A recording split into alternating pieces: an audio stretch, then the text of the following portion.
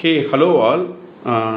This is actually Balaji here, Executive Agile Coach and Leadership Agile Mentor. So, in this particular video, I just thought to make a quick presentation on what are all the possible areas does an Agile coach can actually coach the product owner. So let us take an instance that your product owner is actually relatively new to this particular agile world.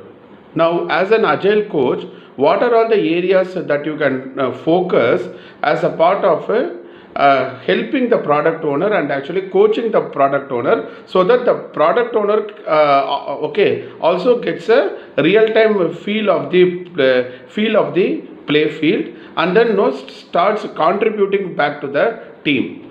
Okay, so one of the areas to actually begin with is that a product owner need to understand that in an agile driven engagement we are actually taking a lean approach even for the requirements consolidation or the elucidation. So instead of actually maintaining a bulky documentation, we are actually taking a lean approach to convert the requirements into a user story format. So typically, I would say that an agile coach can actually focus on coaching the product owner on what is a user story, what is the difference between the definition of done and acceptance criteria, what do you mean by definition of ready at a iteration level, program increment level, release level. Okay, so in terms of to begin the coaching, the agile coach can have an one-on-one conversation with the product owner, so as to co-create a coaching plan. Okay, to begin with, like as I have mentioned, right, one of the area is on the writing the user story, on the DOR, DOD, acceptance criteria, all those aspects. The second area could be how am I can actually vertically slice the user story. So an agile coach is actually expected to coach the product owner on a vertical slicing of the user story and then actually introducing the product owner to some of the vertical slicing techniques like invest and deep. So if you are taking a invest, it is actually independent, negotiable, valuable, estimatable, sized appropriately, and also testable. Whereas if you are taking the deep technique, detailed, estimated, emergent, and prioritized. So the point what am I trying to say is in terms of the in terms of the backlog, we may have some fine-grained user stories, medium-grained epics in terms of the features, and the coarse-grained epics. Now, how am I going to maintain a rolling wave kind of a backlog? Because in an agile-driven engagement, basically the scope of the project is being kept deliberately variable, because only when you keep the scope variable you can actually adhere to the business need whenever the market changes, right? So in terms of this vertically slicing the user stories, and in terms of all these the preliminary writing of the user stories, DOR, DOD, acceptance criteria, these are all some of the areas which agile coach can actually coach the product owner. Now coming back to the next level of next level of coaching, I may strongly recommend coaching the product owner on the concept of design thinking, because my product owner need to understand, hey, am I writing the user story, am I writing the requirements for actually whom? So product owner need to understand the target group, which is called as an user persona, as per the concepts of the design thinking. So predominantly coaching the product owner on the empathize, define, ideate, prototype, and test, right? So if you are taking a design thinking process, it is actually a non-linear process. Basically it is a cyclic process, but to begin the journey, if you are trying to understand it, it will be empathizing, then you need to define, ideate, prototype, and test. So when I was working as a team level agile coach long back, I used to literally take the features or the epics and then try to understand for who is the target group, who is the end user or my customer surrogate, who is actually going to consume these particular epics, and then I will do a like actually plan for a deep dive session with the product owner. Okay, so these are all the areas to actually begin with. Now, one more area where I have a challenge is actually that many of the teams say requirements tend to change in the middle of the sprint. Let's say you have actually begun the sprint, and let's say your sprint is actually 3 weeks. Now, after the first week or in the middle of the sprint, some other requirements come on the way. Now, as an agile coach, you may need to create some kind of a requirement governance around it.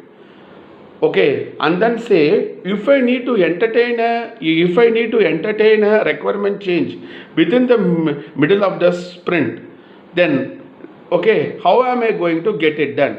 Do I have a requirement governance framework or some kind of a process in the place, and this process need to be co-created with the product owner, right? It is not that me as an agile coach, I actually create a process and then dictate it to the team. Absolutely no. Whereas in an agile driven engagement, we need to constantly look out for avenues of possibilities to empower and enable the team. And when I say the team, it also includes the scrum master and the product owner.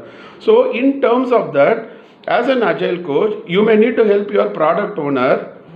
For example, when there is a requirement change in the middle of the sprint, how am I going to handle it? Can I do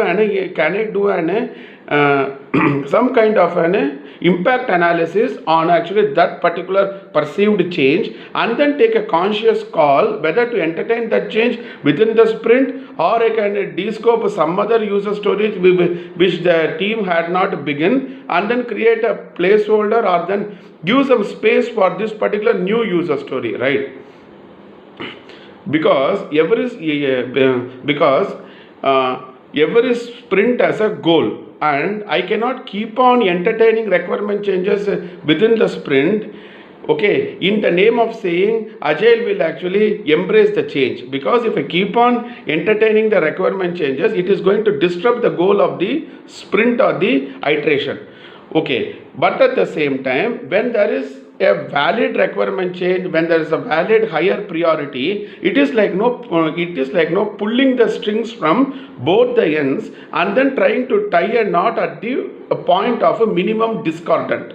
You need to handle it from both the end. Product owner need to be coached. Hey, why is first of all so many requirement changes in the middle of the iteration? And the scrum master and the team also need to be coached. Having been said, if there is a requirement change in the middle of the sprint, what is the way that we are going to handle it, and it need to be proactively captured in the team charter working agreement, and then it need to be created based on the consensus of the entire team. Okay, so these are all the areas which actually came to my mind. Okay, and one more area to focus. Let us say, for example, one more area to actually focus is coaching the product owner on the enablers. Okay, say for example, if you are taking the SAFe framework, I need to define my architectural runway before I launch my ART, right? So my product owner need to understand the importance or the significance of building the enablers, because without building the enablers, I cannot potentially run my train. So it is actually something like that. You actually need to lay down the tracks for us to literally deploy a train or launch a train. Same with here. Now the point is, if you take enablers, we have a infrastructure enabler, architecture related enabler, exploration enabler, technical spike, functional spike. Now all these things need to be coached to the product owner, because generally people from the product space of agility, they may not be interested to hear anything related to the enablers and the spike. But we need to, as an agile coach, product owner need to be coached, saying that unless and until these particular enablers have been built in, you cannot deploy your business centric feature. So your business centric feature is going to build on the solid foundation of these particular enablers. Probably this is the one of the area what I see that product owners need to be coached in a better manner. Okay. Now, one more area is that if in case you have a defect, let's say if in case you have a defect either inside the sprint or actually outside the sprint, because we cannot always see that the entire activity will be contained within the framework of the sprint, right? Because sometimes your performance testing and your UAT could be outside the boundary of the length of the iteration. Now, what I wanted to say is, as a team, one need to create a defect management guidelines, and then probably both the product owner, scrum master and the entire team need to be coached by the agile coach on, hey, if there is a defect, how does the team is going to respond to it? Okay, underline the word respond. I am not saying react to it. Okay, so if there is a defect, it could be a production defect, or it could be an SIT bug, or it could be a bug when you found by running your regression test suite pack, or whatever be the bug. If there is a bug, how am I going to respond to the situation so that the goal of the sprint is also taken care, and there are no major disruptions within the sprint length? So these are all some of the areas which actually come to my mind that an agile coach can actually coach the product owner. And one more area where the agile coach can actually proactively give a heads up to the product owner is that how are we going to take care of the compliance and the maintenance activities, some kind of a regulatory mechanism or a governance. Say for example, if you are working in a BFSI domain, you will be undergoing audits like an agile audit controls or some kind of a regulatory and governance mechanism at a periodic interval. Say for example, FATCA and JATCA. Now, as an agile coach, at least the coach should be able to tell proactively to the product owner, hey, in this particular domain, do we foresee any compliance activities? Okay, do we foresee any kind of a regulatory mechanism or a governance related activities? At least that proactive questioning or proactive communication can be given to the product owner. Is actually what I think, because based on my experience when I was working as a team level agile coach, all these areas I generally used to give proactive communication to my product owner and also to the product management group. Okay, all right, so I think I have covered. Okay, and one more area before I actually end the video, one more area which actually comes to my mind is in terms of the requirements clarity index. For example, if basically you may need to define a connotation. Say for example, you may need to define a connotation saying that, let's say from a scale of 1 to 5, and then give the connotations for what is 1, 2, 3, 4, 5, and let us say 1 is the least and 5 is the highest in terms of a requirements clarity index, followed by requirements sustainability index, requirements predictability index.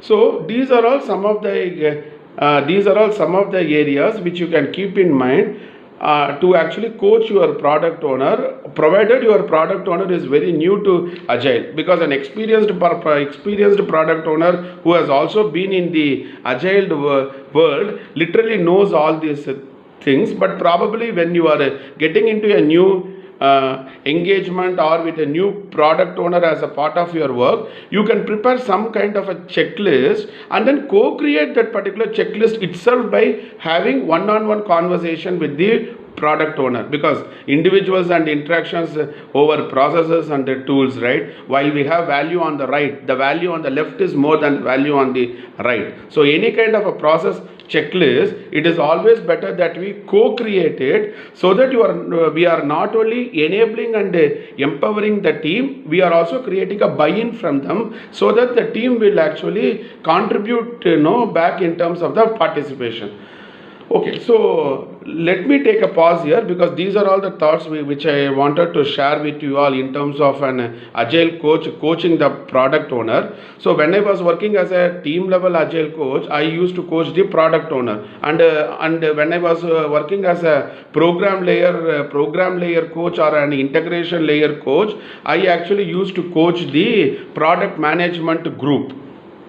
Okay, all right. The product management group is the head, the manager of this product. Okay, all these product owners come under the product management group. So depending upon the level where you are positioned, depending upon the layer of execution or the operation, you may be expected to coach the appropriate people. If in case I have a portfolio level coach, for example, the portfolio coach will be coaching the epic owner, or rather the business sponsor or someone who is going to fund the initiatives. So it all depends upon where am I positioned, and that appropriately in tune with the landscape or the context, you may need to create co-create a coaching plan by actually working with that particular person. So just to begin the journey, start having one-on-one conversation with the product owner, and then also start asking open-ended questions. For example, okay, what are all the areas you think me as an agile coach can actually help you? So if we start asking some open-ended questions, probably we are actually unfolding the conversation to a better extent. Okay, and then creating avenues of possibilities to coach the people in a better manner. Okay, so let me take a pause here, and if you have any kind of real-time challenges pertaining to agile, or if you have anything like real-time challenges in terms of preparing for a scrum master role or an agile project manager role or an agile coach role, probably you can connect with me. I can also share based on my own experiential knowledge, and then let us actually take it forward from there. Okay, cheers, bye.